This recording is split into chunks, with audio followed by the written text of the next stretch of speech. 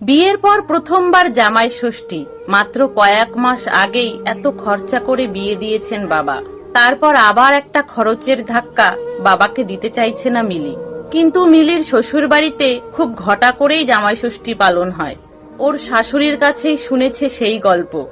একমাত্র জামাইয়ের আদর আপ্যায়নে কোনো ত্রুটি রাখেন না উনি। মিলি বাবা মার একমাত্র সন্তান। ওদের বাড়িতে এই উৎসব পালন হতে দেখেনি কখনো। তাই ভারী দুশ্চিন্তা মিলির মনে। এ বাড়ির আত্মীয়দের বলতে শুনেছে, আকাশের তো ব্যাপারটাই আলাদা, নতুন জামাই বলে কথা, নিশ্চয়ই শ্বশুর বাড়িতে অনেক আয়োজন হবে। সেসব কথার উত্তরে মিলি শুধু স্মিথ হেসেছে। বাপের বাড়ির সম্মানটাও তো রক্ষা করতে হবে। বাবার ওই তো সামান্য রোজগার। বিয়ের সময় অনেকগুলো টাকা ধার করে রেখেছেন এমনিতেই। কে জানে সেই টাকাগুলো শোধ হয়েছে কিনা। মিলি বাধ্য হয়েই টাকা জমিয়ে রাখছিল। বিয়ের পর অনেকে নতুন বৌমা দেখতে এসে হাতে কিছু টাকা দিয়ে গিয়েছিল, সেসব তুলে রাখা আছে। আকাশের মুখোমুখি হলেই মনে একটা কষ্ট হয় মিলির। এভাবে স্বামীর আড়ালে টাকা তুলে রাখতে খারাপ লাগছে বই কি, কিন্তু বাবার কথাও তো ভাবতে হবে। আকাশ সেদিন মিলিকে ডেকে বলে, মায়ের জন্য একটা ভালো শাড়ি আর বাবার জন্য পাঞ্জাবি কিনতে যাব। কবে যেন জামাই ষষ্ঠী পড়েছে? খানিকটা অন্যমনস্ক হয়ে মিলি উত্তর দেয়, সামনের সপ্তাহে। আসলে ভালো একটা শাড়ির চেয়েও মায়ের একটা মিক্সার গ্রাইন্ডার কেনার খুব প্রয়োজন। পুরনো গ্রাইন্ডারটা বার কতক সারানোর পরেও খারাপ হয়ে পড়ে আছে। শিলনোড়া দিয়ে বসে বসে মশলা বাটতে আজকাল হাঁটুতে বড় ব্যথা হয় মায়ের। আকাশকে কথাটা বলতে গিয়েও বলতে পারলো না মিলি। এই তো কয়েক মাস হয়েছে বিয়ে হয়েছে, এখনই এত কিছু চাইবে কি করে আকাশের কাছে? মিলির মাস্তুতো ভাইয়ের বন্ধু আকাশ। আকাশের সাথে মিলির বিয়ের সম্বন্ধ হয়েছিল ভাইয়ের বৌভাতের অনুষ্ঠানে। সপরিবারে এসেছিল আকাশ সেদিন। শ্বশুর মশাইয়েরও পছন্দ হয়েছিল মিলিকে দেখে। তারপরেই যোগাযোগ করে বিয়ে। পণ দিতে না হলেও সামর্থ্যের বাইরে গিয়ে মেয়ের বিয়ে দিয়েছিলেন অবনীবাবু, সে কথা মিলি জানে। নিজের জমানো 1,000-5 টাকা বাবাকে দিতে চায় সে, যাতে আর বাবার বাড়তি খরচ না হয়। আকাশ অফিসে বেরিয়ে গেলে মাকে ফোন করে বলে রাখে, ওর জন্য একটা ভালো শার্ট প্যান্ট কিনে রেখো, আমার জন্য যা হোক একটা কিনে নিও। আর শোনো মা, ও তো খাসির মাংস খায় না, মুরগির মাংসের সাথে ইলিশ ভাপাটাও করো। আর সাথে যা যা করার করে নিও। আমার কাছে টাকা আছে মা, ওখানে গিয়ে তোমাকে দেব। বাবাকে চাপ দিও না। টাকার কথা জানতে পেরে মা জিজ্ঞাসা করলেন, কোথায় পেলি তুই? সে আমার কাছে আছে, এবাড়ির আত্মীয়দের থেকে পেয়েছি। মিলির জবাবে সন্তুষ্ট হতে পারে না মা। আবার বলেন, না মা, ও টাকা তুই আমাদের দিবি না, খুব বাজে জিনিস হবে। মা, ওই টাকাটা তো নিজের জন্যই খরচ করছি, আমার দিব্যি থাকে, তুমি না বলবে না? বাবাকে আমি বুঝিয়ে বলবো। অনিচ্ছা থাকলেও মিলির কথার উপর মা আর কথা বলে না। মিলির শ্বশুর মশাই রাতে খাবার টেবিলে বসে জিজ্ঞাসা করেন, তোমার বাবা মা ভালো আছে তো বৌমা? হ্যাঁ বাবা, তবে মায়ের হাঁটুর ব্যথাটা একটু বেড়েছে, ওষুধ খাচ্ছে। আর 1 পিস মাছ দিই বাবা? মুখ নামিয়ে মাছের পিসটা শ্বশুর মশাইয়ের থালায় এগিয়ে দেয় মিলি। শ্বশুর মশাই এবার বলেন, সে কি, তাহলে এবার ভালো ডাক্তার দেখাতে বলো, ওই ব্যথা বয়সকালে আরো বাড়বে। মিলি ঘাড় নেড়ে সম্মতি দেয়।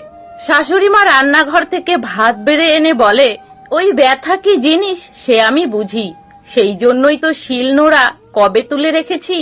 মিলি চুপ করে থাকে। আকাশ খেতে খেতেই মিলিকে জিজ্ঞাসা করে, কোন ডাক্তার দেখাচ্ছেন মা? আমি কি ভালো কোনো স্পেশালিস্ট খোঁজ করব? কথাটা শুনে মিলির খুব ভালো লাগে। আকাশ যে এটুকু ভেবেছে এটাই অনেক।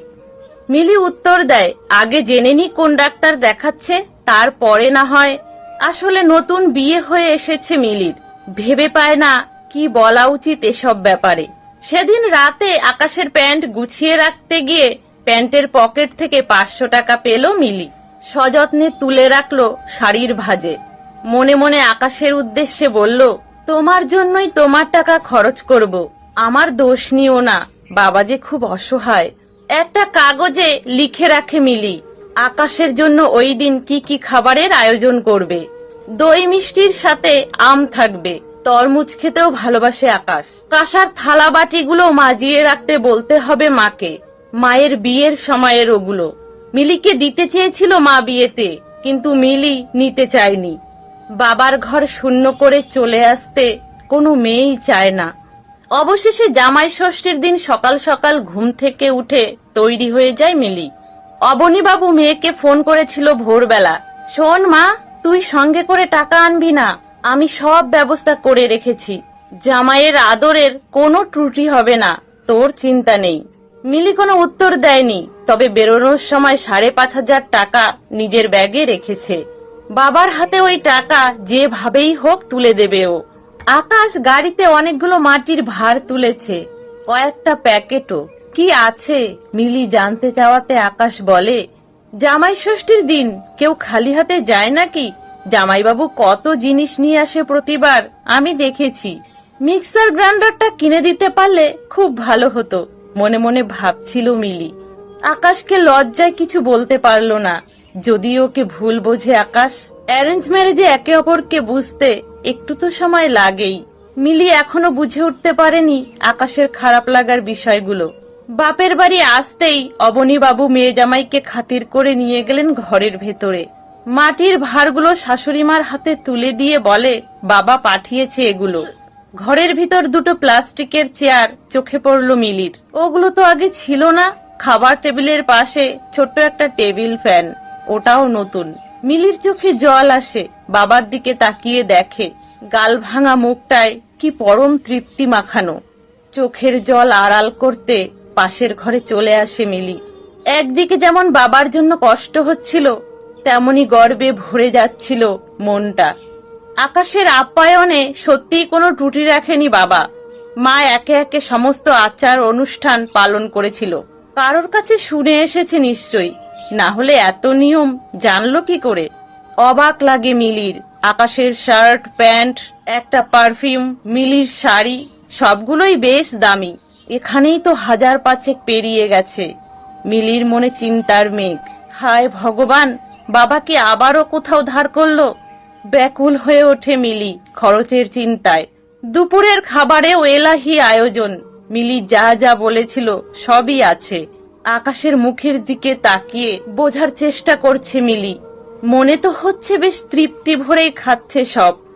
খাওয়া দাওয়ার পর মা যখন জামাইয়ের হাতে মিষ্টি পান তুলে দিচ্ছেন, তখন আকাশ জিজ্ঞাসা করে, আপনার হাঁটুর ব্যথা কেমন আছে মা? মা হেসে বলে, ও আছে ওই রকম, ওষুধ খাচ্ছি তো। আকাশ বলে, গাড়ি থেকে সব গিফটগুলো নামানো হয়নি। মিলি, মা বাবার গিফটগুলো গাড়ির পেছনের সিটে রাখা আছে, চলো নিয়ে আসি। মিলি গিয়ে সব কটা প্যাকেট নামিয়ে আনে। মায়ের শাড়ি, বাবার পাঞ্জাবি খুব পছন্দ হয়। আকাশ জিজ্ঞাসা করে মিলিকে, আর কিছু পড়ে নেই তো গাড়িতে? দেখলে তো ঠিক করে। একটু অবাক হয়ে বলে, কই না তো, এগুলোই তো কিনলাম সেদিন। আকাশ বলে ওঠে, দাঁড়াও তো, আমার মনে হয় তুমি একটা গিফট আনতে ভুলে গেলে।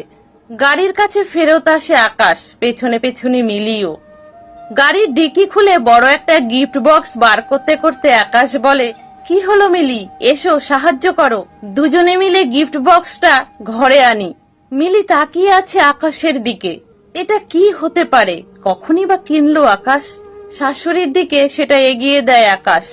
মা, এটা আপনার জন্য, খুলে দেখুন। রঙিন কাগজের মোড়কটা খুলতেই মিক্সার গ্রাইন্ডারের ছবি দেওয়া বক্সটা এখন স্পষ্ট দেখা যাচ্ছে। মিলির মা সেটা দেখেই অবাক হয়ে মেয়ের দিকে তাকালেন। মিলির চোখে মুখেও তখন বিস্ময়ের ছাপ স্পষ্ট। আকাশ হেসে বলল, হাঁটুর ব্যথায় শিলনোড়া কিভাবে ব্যবহার করবেন, এখন থেকে এটা ব্যবহার করুন। অবনীবাবু কিছু একটা বলতে গেলেন, তার আগেই আকাশ কাছে এসে বলে, বাবা, ষষ্ঠী পুজো তো সন্তানের মঙ্গলের জন্যই করা হয়। সন্তান হিসাবে আমারও তো কিছু দায়িত্ব আছে, তাই না? মায়ের হাঁটুর ব্যথার জন্য ভালো ডাক্তারের খোঁজ পেয়েছি। আপনারাও আমাদের সাথে চলুন, একেবারে ডাক্তার দেখিয়ে ফিরবেন। অবনীবাবু মেয়ের বিদায়ের সময় এক ফোঁটাও চোখের জল ফেলেনি সেদিন, মেয়ের অমঙ্গলের ভয়ে। আজ তবে দুফোঁটা চোখের জল ভিজিয়ে দেয় তার রোদে পোড়া তামাটে গাল দুটোকে। জামাইয়ের মাথায় হাত রেখে মিলির মা বলে ওঠেন, 60-60। আকাশ হাসি মুখে বলে, শুভ ষষ্ঠী। মিলির জন্য অপেক্ষা করছিল আরো বড় বিস্ময়। আকাশের এই রূপ আবিষ্কার করে নিজেকে যখন বড় অপরাধী মনে হচ্ছিল ওর, তখন আকাশ মিলিকে পাশের ঘরে নিয়ে গিয়ে মিলির হাতে 10,000 টাকা দিয়ে বলে, এগুলো বাবার হাতে দিও, অনেকগুলো বাড়তি খরচ করে ফেলেছে বাবা। হতবাক মিলি একটাও কথা বলতে পারে না। টাকাটা ব্যাগে রাখতে গিয়ে ব্যাগ থেকে 5,500 টাকা বের করে এনে আকাশের হাতে দিয়ে কান্নায় ভেঙে পড়ে শেষে। অনেক কিছু বলার ছিল ওর, কিন্তু বলতে পারে না। বলার প্রয়োজনও ছিল না বোধহয়, আকাশ যে ওর অন্তর্যামী। তাহলে বন্ধুরা, গল্পটা আপনাদের কেমন লাগলো অবশ্যই কমেন্টে জানাবেন। সকলে ভালো থাকবেন, সুস্থ থাকবেন।